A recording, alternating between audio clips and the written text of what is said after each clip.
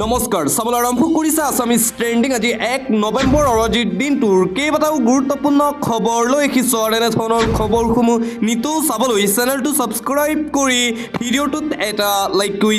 দিবলৈ আজিৰ দিনটোৰ প্ৰথমটো ব্ৰেকিং নিউজ জুবিন গাৰ্গৰ মৃত্যুৰ তদন্তক লৈ পুনৰবাৰ মুখ্যমন্ত্ৰী হিমন্ত বিশ্ব শৰ্মাৰ মন্তব্য হিমন্ত বিশ্ব শৰ্মাই যদি কিবা এটা কাম হাতত লয় সেয়া 100% শেষ কৰেই কিছুমানে চিঞৰি জুবিনৰ ন্যায় বিচাৰি আছে আৰু মই দিনে ৰাতিয়ে কষ্ট কৰি আছো যাতে জুবিন গাৰ্গে ন্যায় পায় আমি সকলোৱে কষ্ট কৰি আছো কাৰণ আমি অসমীয়া মানুহখিনি জুবিনৰ প্ৰকৃত অনুৰাগী মৰিগাঁৱত উপস্থিত হৈ জুবিন গাৰ্গৰ মৃত্যুৰ তদন্তৰ সন্দৰ্ভত পুনৰবাৰ সংবাদ মাধ্যমৰ আগত এইদৰে মন্তব্য কৰে অসমৰ মুখ্যমন্ত্ৰী ডক্টৰ হিমন্ত বিশ্ব শৰ্মাই 100% জুবিন গাৰ্গে ন্যায় পাবই বিজেপিৰ সদস্যসকলহে প্ৰকৃত জুবিন গাৰ্গৰ অনুৰাগী আটাইতকৈ বিজেপিৰ সদস্যসকল হৈছে জুবিনৰ প্ৰকৃত অনুৰাগী যিবোৰ মিয়া মুছলমান এতিয়া আগবাঢ়ি আহিছে তেওঁলোক জীৱনকালত জুবিনৰ কেতিয়াও অনুৰাগী নাছিল সেইবোৰ ডুপ্লিকেট অনুৰাগী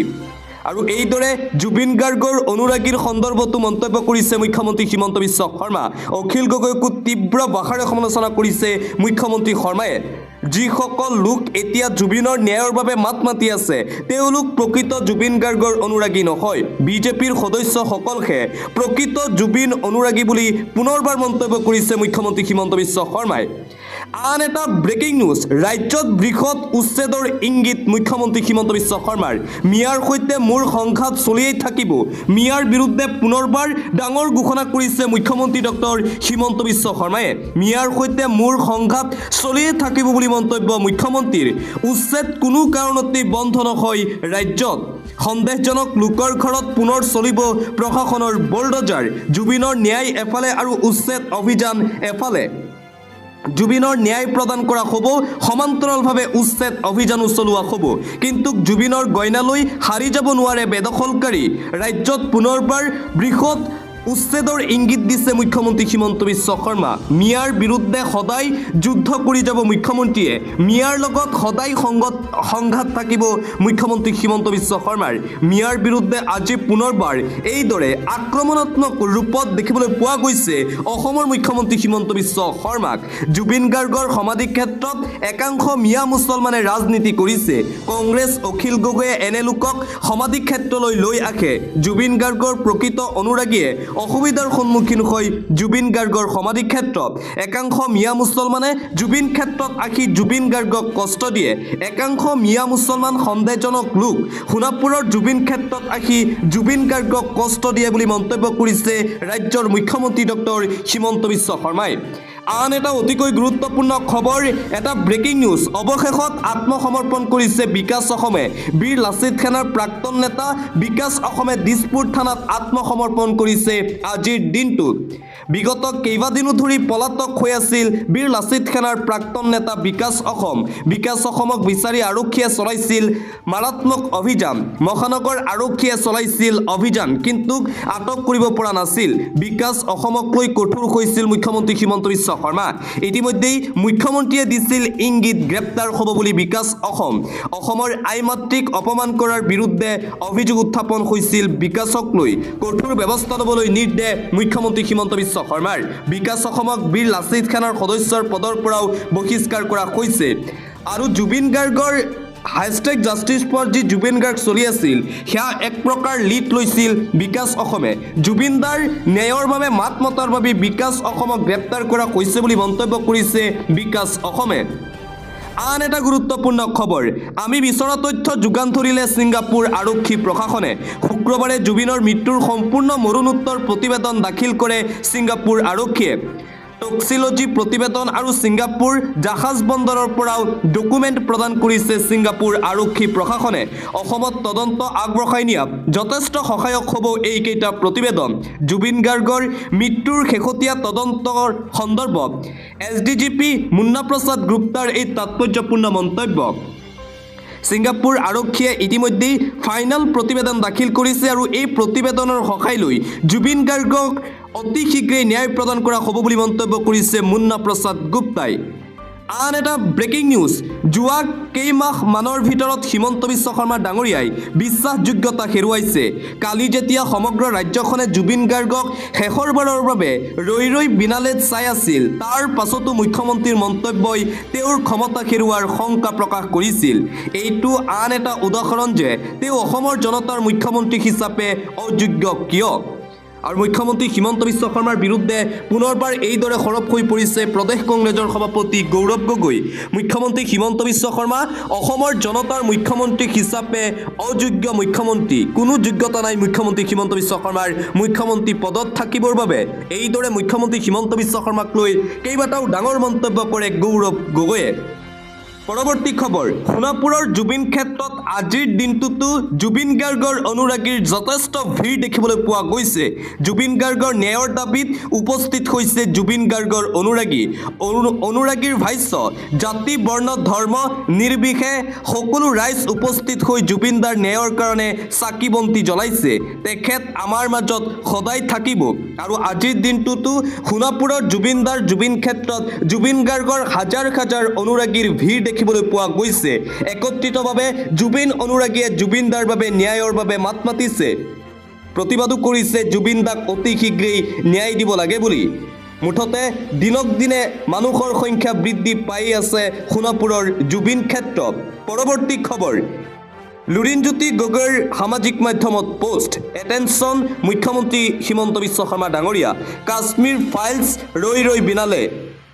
যদি কাশ্মীৰ ফাইলছৰ দৰে অসমত হাউচফুল নথকা চিনেমাৰ বাবে অৰ্থশ্ৰুতি তেনেহ'লে চিনেমা হলত বহিবলৈ ঠাই নোহোৱা চিনেমা আমাৰ জাতীয় আৱেগ ৰৈ ৰৈ বিনালেৰ বাবে সপ্তাহৰ যিকোনো এটা দিনত চিনেমাখন চাবলৈ আমাৰ অসমৰ কৰ্মচাৰীসকলক বন্ধ দিয়ক এইদৰে মুখ্যমন্ত্ৰী হিমন্ত বিশ্ব শৰ্মালৈ দাবী উত্থাপন কৰিছে অসম জাতীয় পৰিষদৰ সভাপতি লুৰিণজ্যোতি গগৈয়ে এটা ব্ৰেকিং নিউজ 10 ছেপ্টেম্বৰত জুবিনক ন্যায় প্ৰদান কৰি তাৰ পিছত আমি গৌৰৱ গগৈৰ ফালে চাম এতিয়া যদি আমি গৌৰৱ গগৈ বিষয়টো পুনৰ উত্থাপন কৰোঁ তেন্তে